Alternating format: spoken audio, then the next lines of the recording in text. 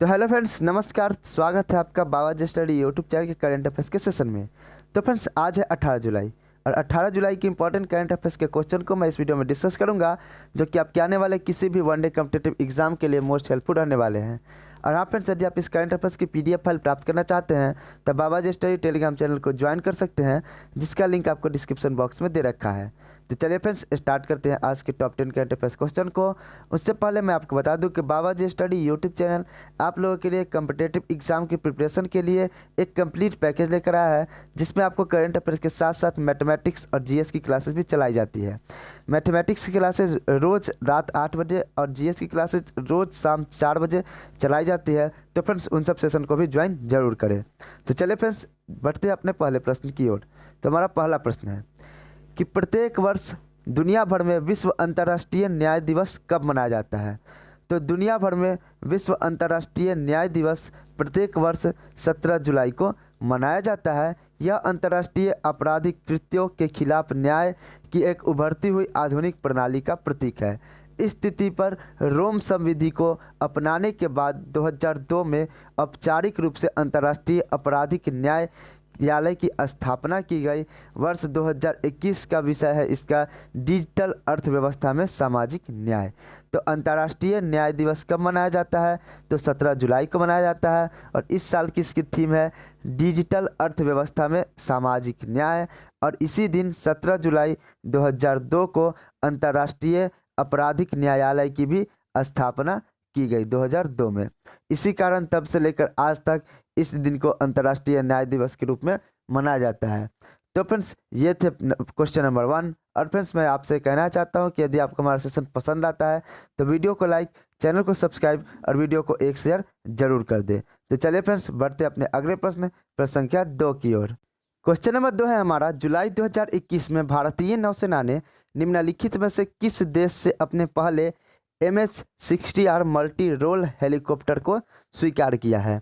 तो भारतीय नौसेना ने 16 जुलाई 2021 को सैन डिएगो के naval air station north island में आयोजित एक समारोह में अमेरिकी नौसेना से अपने 2 MH-60R मल्टी रोल हेलीकॉप्टर को स्वीकार किया है। लॉकहीड मार्टिन कॉरपोरेशन UAE द्वारा MH-60R हेलीकॉप्टर एक ऑल वेदर हेलीकॉप्टर है, जिसे कई मशीनों का समर्थन करने के लिए डिजाइन किया गया है। उनके शामिल होने से भारतीय नौसेना की त्रिआयामी क्षमताओं में वृद्धि हो गई है। अब यह अमेरिका से प्राप्त किया है, तो अमेरिका के बारे में जान लेते हैं। अमेरिका की कैपिटल कहाँ है? तो वाशिंगटन DC अमेरिका की कैपिटल है। अमेरिका की करेंसी क्या है? तो US डॉलर अमेरिका की करेंसी है। और अमेरिका के प्रेजेंट टाइम के प्रेसिडेंट कौन है? तो जो बाइडेन अमेरिका के प्रेजेंट टाइम के प्रेसिडेंट है। और अमेरिका की संसद का क्या नाम है? तो कांग्रेस अमेरिका की संसद का नाम है। आगे बढ़ते हैं अपने अगले प्रश्न संख्या 3 में। प्रश्न संख्या 3 है कि भारत 2023-24 तक पेट्रोल के साथ कितने प्रतिशत एथेनॉल मिश्रण का लक्ष्य हासिल करेगा। तो भारत 2023-24 तक पेट्रोल के साथ 20% एथेनॉल मिश्रण का लक्ष्य हासिल करेगा। इसकी घोषणा केंद्रीय मंत्री पीयूष गोयल ने 16 जुलाई 2021 को अक्षय ऊर्जा निर्माण के लिए आत्मनिर्भर भारत के दूसरे समापन सत्र में अपने संबोधन में किया। 2022 तक 150 गीगावाट के कुल अक्षय ऊर्जा लक्ष्य से अब भारत 2030 तक 450 गीगावाट की ओर ध्यान दे रहा है। तो इसकी घोषणा किसने की? तो केंद्रीय मंत्री पीयूष गोयल ने की। अगला प्रश्न 4 नंबर प्रश्न है कि भारत अपनी पहली पॉड टैक्सी को नोएडा एयरपोर्ट और नोएडा फिल्म सिटी के बीच चालित करेगा। पॉड टैक्सी प्रति कार कितने यात्रियों को समायोजित कर सकता है। तो सबसे पहले यह सवाल देखिए कि आपसे यह सवाल बन सकता है कि भारत की पहली पॉड टैक्सी कहाँ से कहाँ के बीच में चली। तो यह चली आपकी नोएडा एयरपोर्ट और नोएडा फिल्म सिटी के बीच में चली। नोएडा एयरपोर्ट और नोएडा फिल्म सिटी के बीच में चली भारत की पहली पॉड टैक्सी। अब यह पॉड टैक्सी चली तो वह एक साथ कितने व्यक्तियों को ले जा सकती है?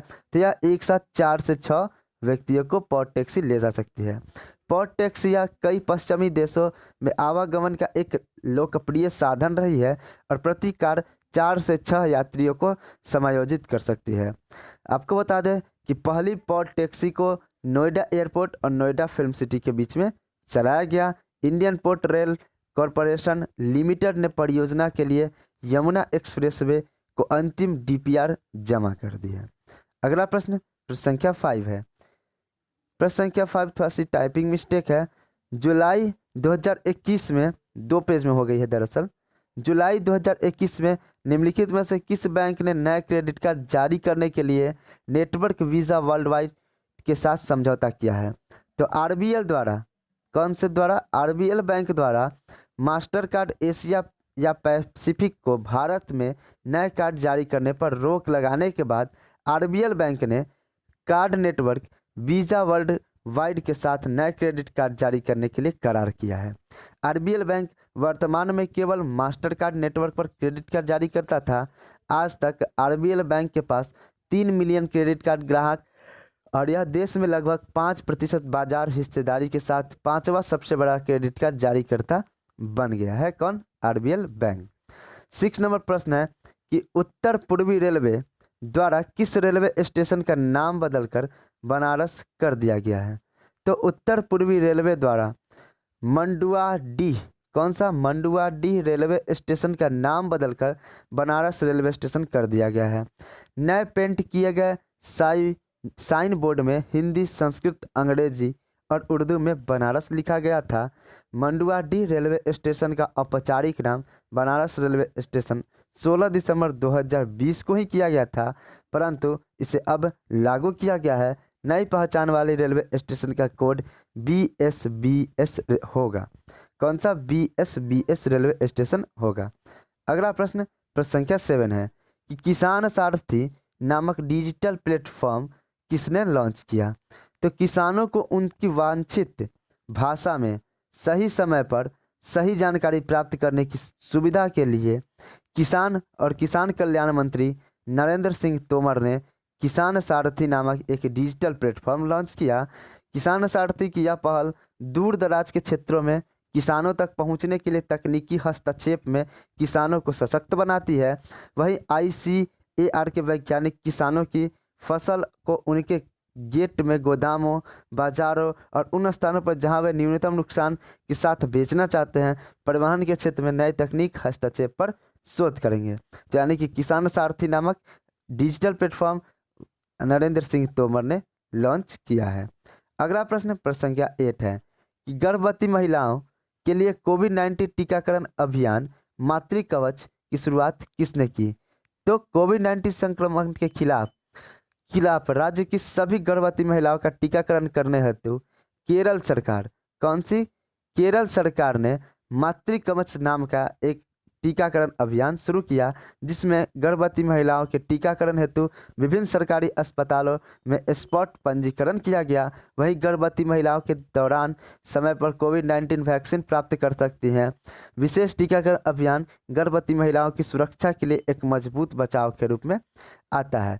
तब यहाँ पर फ्रेंड्स कोरोना की बात आ गई है, तो कोरोना के बारे में मैं आपको एक और फैक्ट बता देता हूँ कि हाल ही में केंद्रीय जनजातीय मंत्री अर्जुन मुंडा ने कोविड टीका संघ कोविड-1 धन और उद्यम अभियान लॉन्च किया है।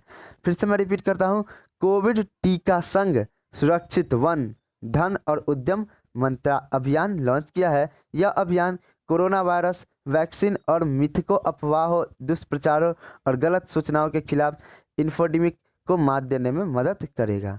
बढ़ते हैं फ्रेंड्स अगले प्रश्न प्रश्न संख्या 9 में। यह भी थोड़ी टाइपिंग करने वाले से थोड़ी सी आज गलती हो गई। 9 नंबर प्रश्न है कि हाल ही में किस राज्य या केंद्र शासित प्रदेश ने के उच्च न्यायालय का नाम बदला गया है? तो हाल ही में आपको बता दें कि जम्मू कश्मीर राज्य के यानी केंद्र शासित प्रदेश के उच्च न्यायालय का नाम बदल दिया गया है। जम्मू कश्मीर न्यायालय के उच्च न्यायालय का नाम बदल दिया गया है। और आपको बता दें कि यह क्या है? यह केंद्र शासित प्रदेश है। यह क्या, कौन सा प्रदेश है?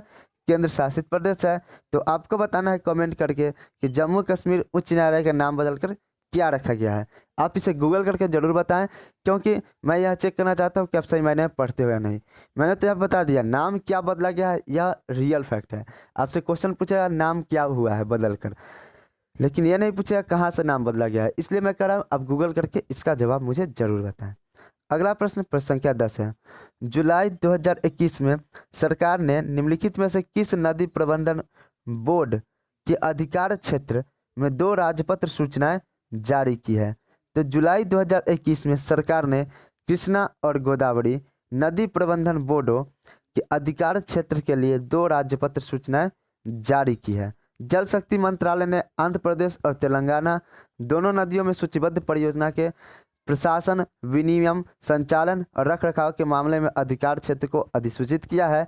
इस कदम से दोनों राज्य में जल संसाधन का विवेकपूर्ण उपयोग सुनिश्चित हो पाएगा। तो फ्रेंड्स, ये थे आज के टॉप 10 करेंट अफेयर्स क्वेश्चन जो कि मैंने आपको कराया। उम्मीद करता हूँ कि आपको सारे क्वेश्चन समझ में आए होंगे। यदि आपको कहीं कोई त्रुटि लगे तो वीडियो में कमेंट करके जरूर बताएं। तो मिलते हैं फ्रेंड्स अपने नेक्स्ट सेशन में। तब तक के लिए जय हिंद, जय भारत, वंदे मातरम।